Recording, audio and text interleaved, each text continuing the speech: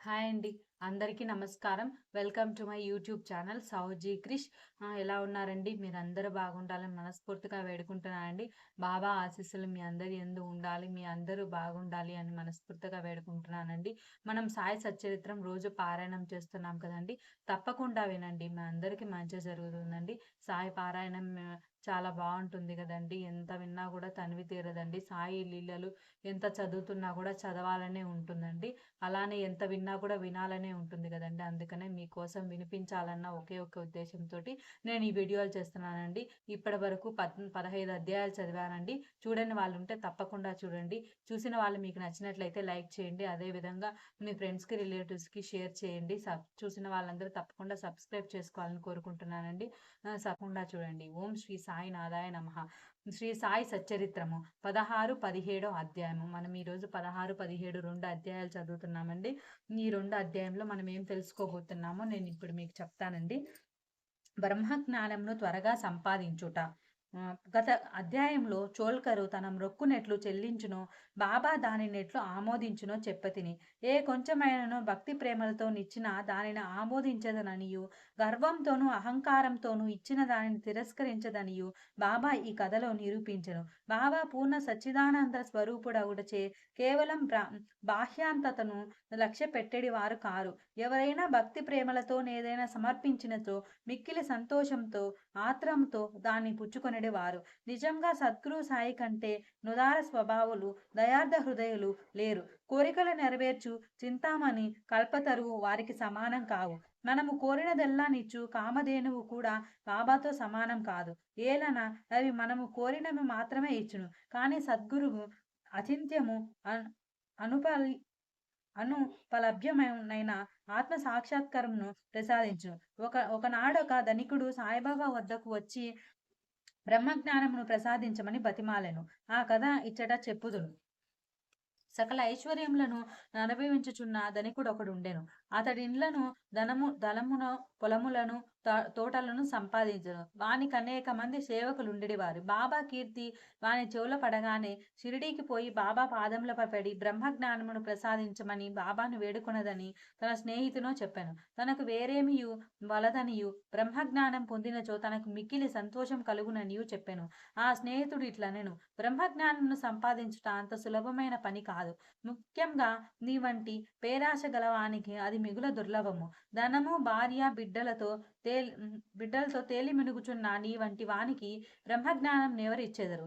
నీవొక పైసమైన దానము చేయని వాడివే. నీవు బ్రహ్మజ్ఞానముకై వెదుగునప్పుడు నీ కోరిక నెరవేర్చు వారెవరు? తన స్నేహితుని సలహాను లక్ష్య పెట్టక రాను పోను టాంగాను బాడుగకు కట్టించుకొని అతడు షిరిడి వచ్చెను. మసీదుకు పోయి బాబాను చూచి వారి పాదములకు సాష్టాంగ నమస్కారం చేసి ఇట్లనెను: బాబా, ఇక్కడకు వచ్చిన వారికి ఆలస్యం చేయక బ్రహ్మమును చూపెదరని విని నేనంత దూరం నుంచి వచ్చి తిని. ప్రయాణముచే నేను మిక్కిలి బడలి తిని. మీరు బ్రహ్మజ్ఞానం ప్రసాదించినచో నేను పడిన శ్రమకు ఫలితం లభించును. బాబా ఇట్లు బదులి చెప్పాను: నా ప్రియమైన స్నేహితుడా, ఆతురపడద్దు. త్వరలో నిప్పుడే నీకు బ్రహ్మమును చూపెదను. నాది నగదు బేరమే గాని ఎరువు బేరం కాదు. అనేక మంది నా వద్దకు వచ్చి ధనము, ఆరోగ్యము, పలుకుబడి, గౌరవము, ఉద్యోగము, రోగ నివారం మొదలగు ప్రాపంచిక విషయములను అడుగుదరు. నా వద్దకు వచ్చి బ్రహ్మ జ్ఞానమునివ్వమని అడుగువారు చాలా తక్కువ. ప్రపంచ విషయములు కావాలనని అడుగు వారికి లోటు లేనే లేదు. పరమార్థిక విషయమై యోచించు వారు మిక్కిలెరుదు. కావున నీ వంటి వారు వచ్చి బ్రహ్మజ్ఞానం కావాలనని అడుగు సమయము శుభమైనది, దాయకమైనది కనుక సంతోషంతో నీకు బ్రహ్మమును దానికి సంబంధించిన వారినన్నిటినీ చూసేదను. ఇట్లని బాబా వానికి బ్రహ్మమును చూపటకు మొదలెడను. వాణినక్కడ కూర్చుండమని ఏదో సంభాషణలోకి దించెను. అప్పటికతడు తన ప్రశ్న తానే మరచునట్లు చేసెను. ఒక బాలుని పిలిచి నందు మార్వాడి వద్దకు పోయి 5 రూపాయల తేబోలు తెమ్మనను. కుర్రవాడు పోయి వెంటనే తిరిగి వచ్చి నందు ఇంటి వద్ద లేడనియు, వాని వాకిలికి తాళం వేసి ఉన్నదనియూ చెప్పెను. కిరాణా దుకాణదారు బాలా వద్దకు పోయి డప్పు తెమ్మని బాబా అనెను. ఒకసారి కూడా కుర్రవాడు వట్టి చేతులతో తిరిగి వచ్చెను. ఇంతకిద్దరు ముగ్గురు వద్దకు పోగా ఫలితం లేకపోయాను. సాయిబాబా సాక్షాత్ పరబ్రహ్మ అవతారమేనని మనకు తెలియను. అయినచో 5 రూపాయలు అప్పు చేయవలసిన అవసరమేమి? వారికి అంత చిన్న మొత్తంతో నేమి పని ఎవరైనా అడగవచ్చును. వారికి ఆ డబ్బు అవసరం లేదు. నందు మరియు బాల ఇంటి వద్ద లేరని వారికి తెలిసియే ఉండును.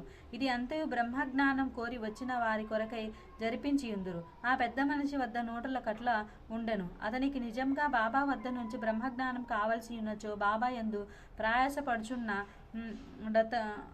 డతడూరకనే కూర్చుండెడు. బాబా ఆ పైకమును తిరిగి ఇచ్చి వేయమని కూడా వానికి తెలియను. అంత చిన్న మొత్తమైనప్పటికీ వాడు తెగించి ఇవ్వలేకపోయాను. అట్టి వానికి బాబా వద్ద నుంచి బ్రహ్మజ్ఞానం కావాలనట. నిజంగా బాబా యందు భక్తి ప్రేమలు కలవాడనను వెంటనే 5 రూపాయలు తీసి ఇచ్చి ఉండునే కానీ ప్రేక్షకుని వలె ఊరికే చూచుచూ కూర్చొని ఉండు. ఈ పెద్ద మనిషి వైఖరి శుద్ధ విరుద్ధంగా నుండెను. వాడు డబ్బు ఇవ్వలేదు సరికదా, బాబాను త్వరగా బ్రహ్మజ్ఞానం ఇవ్వమని తొందర పెట్టుచుండెను. అప్పుడు బాబా ఇట్లనెను, ఓ మిత్రుడా, నేను నడుపుచున్న దానిని అంతటినీ గ్రహించలేకుంటివి ఏమి? ఇచ్చట కూర్చుండి నీవు బ్రహ్మమును చూచుటకై ఇదంతయు జరుపుచున్నాము. సూక్ష్మంగా విషయం ఇది. బ్రహ్మమును చూచుటకు 5 వస్తువులు సమర్పించవలెను. అవి ఏమన? పంచప్రాణములు, పంచేంద్రియములు, మనస్సు, బుద్ధి, అహంకారము. బ్రహ్మజ్ఞానము లేదా ఆత్మ సాక్షాత్కారమునకు బోవు దారి చాలా కఠినమైనది. అది కత్తివాదర వలె మిక్కిలి పదునైనది. అట్లనచు బాబా ఈ విషయమునకు సంబంధించిన సంగతులన్నీ చెప్పెను. వానిని క్లుప్తంగా ఈ దిగువ పొందుపరిచినవి. బ్రహ్మజ్ఞానము లేదా ఆత్మ సాక్షాత్కారమునకు యోగ్యత. అందరూ తమ జీవితంలో బ్రహ్మమును చూడలేరు. దానికి కొంత యోగ్యత అవసరము. ఫస్ట్ది ముముక్షత లేదా స్వేచ్ఛ నందుటకు తీవ్రమైన కోరిక. ఎవడైతే తాను బుద్ధుడనిన గ్రహించి బంధముల నుండి విడుగుటకు కృతనిశ్చయుడై శ్రమపడి ఇతర సుఖములను లక్ష్య పెట్టక దానిని పొందుటకై ప్రయత్నించుడో వాడు ఆధ్యాత్మిక జీవనం కర్హుడు. విరక్తి లేదా అహీపర సౌఖ్యములందు విసుగున చెందుట, హీపరలోకములందు గల గౌరవములకు విషయములకు విసుగు చెందినా గాని పరమార్థిక రంగంలో ప్రవేశించుటకు అర్హత లేదు. అంతర్ముఖత, లోనికి చూచుట. మన ఇంద్రియములు బాహ్యమును చూచుటకే భగవంతుడు సృజించియున్నాడు కనుక మనుష్యుడెప్పుడునూ బయటనున్న వానిని చూచును. కానీ ఆత్మ సాక్షాత్కారము లేదా మోక్షం కోరువాడు దృష్టిని లోపనకు పోనిచ్చి లోనున్న ఆత్మనేక ధ్యానంతో చూడవలెను. పాప విమోచన పొందుట. మనుష్యుడు దుర్మార్గ మార్గం నుండి బుద్ధిని మరలించినప్పుడు, తప్పులు చేయటం మాననప్పుడు, మనస్సును చెలింపకుండా నిలబెట్టలేనప్పుడు జ్ఞానం ద్వారా కూడా ఆత్మ సాక్షాత్కారమును పొందలేడు. సరి అయిన నడవడి. ఎల్లప్పుడూ సత్యమును పలుకుచు తపస్సు చేయుచు లోన చూచుచు బ్రహ్మచారిగా నుండినా గాని ఆత్మ సాక్షాత్కారం లభించదు. ప్రియమైన వాని కంటే శ్రేయస్కరమైన వానిని కోరుట. లోకంలో 2 తీరుల వస్తువులున్నాయి. ఒకటి మంచిది, రెండవది ప్రీతికరమైనది. మొదటిది వేదాంత విషయములకు సంబంధించినది, రెండవది ప్రాపంచిక విషయములకు సంబంధించినది. ఈ రెండును మానవుని చేరును. వీనిలో ఒకదానినైనా అతడెంచుకొనవలెను. తెలివిగలవాడు మొదటి దానిని అనగా శుభమైన దానిని కోరును. బుద్ధి తక్కువ వాడు రెండవ దాన్ని కోరును. మనస్సును ఇంద్రియములను స్వాధీనమందుంచుకొనుట. శరీరము రథము, ఆత్మ దాని యజమాని, బుద్ధి ఆ రథమును నడుపు సారథి, మనస్సు కళ్ళెము, ఇంద్రియములు గుర్రములు. ఇంద్రియ విషయములు వాని మార్గములు. ఎవరికి గ్రహించు శక్తి లేదో, ఎవరి మనసు చంచలమైనదో, ఎవరి ఇంద్రియముల ఆశ్వాధీనంలో బండి తోలు వాని దుర్మార్గపు గుర్రపు వలె. వాడు గమ్యస్థానం చేరలేడు. చావు పుట్టుకల చక్రంలో పడిపోవును. ఎవరికి గ్రహించు శక్తి గలదో, ఎవరి మనసు స్వాధీనమందుండునో, ఎవరి ఇంద్రియములు స్వాధీనమందుండునో, ఎవడు తన బుద్ధిని మార్గదర్శిగా గ్రహించి తన మనస్సును పగ్గముతో లాగి పట్టుకోగలడో వాడు తన గమ్యస్థానమును చేరగలడు, విష్ణు పదమును చేరగలడు. మనస్సును పావనం చేయుట. మానవుడు ప్రపంచంలో తన విధులను తృప్తిగా ఫలపేక్ష లేకుండా నిర్వర్తించని ఎడల అతని మనస్సు పావనం కాదు. మనస్సు పావనం కానిదే అతడు ఆత్మ సాక్షాత్కారమును పొందలేడు. పావనమైన మనస్సులోనే వివేకము అనగా సత్యమైన దానిని అసత్యమైన దానిని గనుగొనుట. వైరాగ్యం అసత్యమైన దాని యందు అభిమానం లేకుండా మొలకలెత్తి క్రమముగా ఆత్మ సాక్షాత్కారమునకు దారితీయును. అహంకారం రాలిపోనిదో, లోభం నశించినదే, మనస్సు కోరికలను విడిచిపెట్టనిదే ఆత్మ సాక్షాత్కారమున అవకాశం లేదు. దేహమే నేనా అనుకొనుట గొప్ప భ్రమ. ఈ అభిమానముండుటయే బంధమునకు కారణం. నీవు ఆత్మ సాక్షాత్కారమును కాంక్షించినచో ఈ అభిమానము విడువవలేను. గురువు యొక్క ఆవశ్యకత. ఆత్మజ్ఞానం మిక్కిలి సూక్ష్మం గూఢమైనది. ఎవరైనాను తమ స్వశక్తిచే దానిని పొందుటకు ఆశించలేరు. కనుక ఆత్మ సాక్షాత్కారమును పొందిన ఇంకొకరి గురువు సమయము మిక్కిలి అవసరము. గొప్ప కృషి చేసి శ్రమించి ఇతరు లివ్వలేని దానిని నతి సులభంగా గురువు నుండి పొందవచ్చును. వారా మార్గం నందు నడిపించి ఉన్నవారు కావున శిష్యుని సులభంగా ఆధ్యాత్మిక ప్రగతిలో క్రమముగా ఒక మెట్టు మీద నుంచి ఇంకొక పై మెట్టునకు తీసుకొని పోగలరు. భగవంతుని కటాక్షము ఇది అన్నిటికంటే మిక్కిలి అవసరమైనది. భగవంతుడు తన కృపకు పాత్రులైన వారికి వివేకమును వైరాగ్యమును కలుగజేసి సురక్షితంగా భవసాగరం నుండి తరింప చేయగలడు. వేదము అభ్యసించుట వల్ల కానీ, మేధాశక్తి వల్ల కానీ, పుస్తక జ్ఞానం వల్ల కానీ ఆత్మానుభూతి పొందలేరు. ఆత్మ ఎవరిని వరించునో వారే దానిని పొందగలరు. అట్టి వారికే ఆత్మ తన స్వరూపమును తెలియజేయునని కఠోపనిషత్తు చెప్పుచున్నది. ఈ ప్రసంగము ముగిసిన పిమ్మట బాబా ఆ పెద్ద మనిషి వైపు తిరిగి, అయ్యా, నీ జోబులో బ్రహ్మము 50 5 నోట్లు రూపాయలతో రూపముతో 250 నున్నది. దయచేసి దాన్ని బయటకు తీయము అనెను. ఆ పెద్ద మనుష్యుడు తన జోబు నుంచి నోట్ల కట్టను బయటికి తీసెను. లెక్క పెట్టగా సరిగా 25 10 నోట్లుండెను. అందరూ మిక్కిలి ఆశ్చర్యపడి బాబా సర్వాజ్ఞతను చూచి వాని మనస్సు కరిగెను. బాబా పాదములపై పడి వారి ఆశీర్వాదమునకై వేడెను. అప్పుడు బాబా ఇట్లనెను, నీ బ్రహ్మపు నోటు కట్టలను చుట్టి పెట్టుము. నీ పేరాశను లోభమును పూర్తిగా వదలనంత వరకు నీవు నిజమైన బ్రహ్మమును చూడలేవు. ఎవరి మనస్సు ధనమునందు, సంతానమందు, ఐశ్వర్యమందు లగ్నమయ్యున్నదో వాడా అభిమానమును పోగొట్టుకున్నంత వరకు బ్రహ్మమును ఎట్లు పొందగలడు? అభిమానమనే భ్రమ ధనమందు తృష్ణ దుఃఖమును సుడిగుండం వంటిది. అది అసూయ అహంభావమును మొసళ్లతో నిండి ఉన్నది. ఎవడు కోరికలు లేనివాడో వాడు మాత్రమే ఈ సుడిగుండమును దాటగలడు. పేరాశయు బ్రహ్మజ్ఞానమును ఉత్తర దక్షిణ ద్రోముల వంటివి. అవి శాశ్వతంగా ఒక్కొక్కటి బద్ధవైరం కలవు. ఎక్కడ పేరాశ గలదో అక్కడ బ్రహ్మం గూర్చి ఆలోచించుటకు గాని దాని ధ్యానముకు గాని తావులేదు.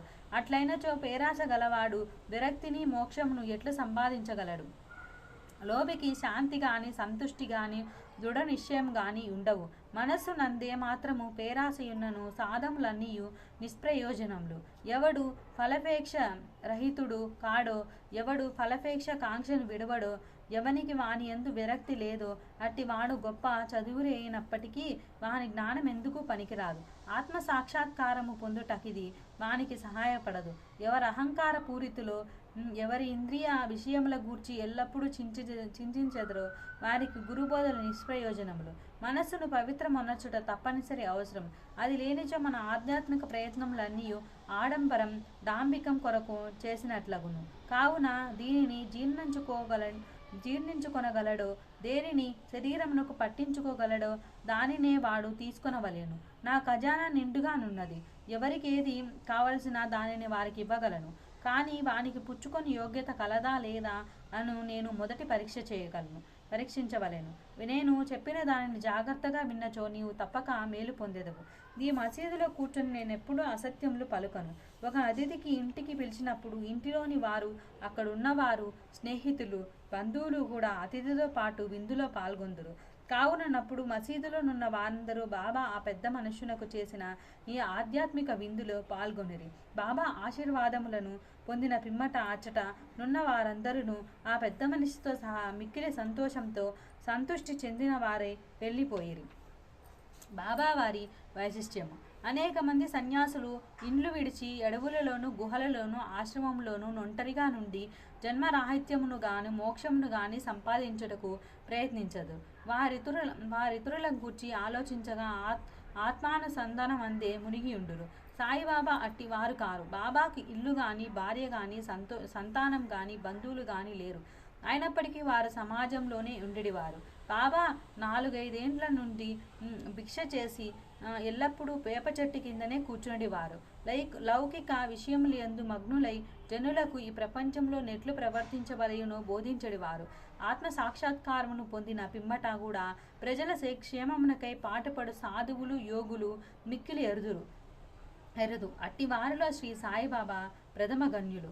కనుక హేమడ్ పంతు ఇట్లు చెప్పను: ఏ దేశం నందు సాయిబాబాయను ఈ అపూర్వము అమూల్యమైన పవిత్ర రత్నము పుట్టినదో ఆ దేశము ధన్యము. ఏ కుటుంబంలో వీరు పుట్టిరో అదియు ధన్యము. ఏ తల్లిదండ్రులకు వీరు పుట్టిరో వారును ధన్యులు. 16-17 అధ్యాయం సంపూర్ణమండి. సద్గురు శ్రీ సాయినాథార్పణమస్తు. మీకు ఈ వీడియో నచ్చినట్లయితే తప్పకుండా లైక్ చేయండి, షేర్ చేయండి, సబ్స్క్రైబ్ చేయండి. థ్యాంక్ యూ, ధన్యవాదాలు.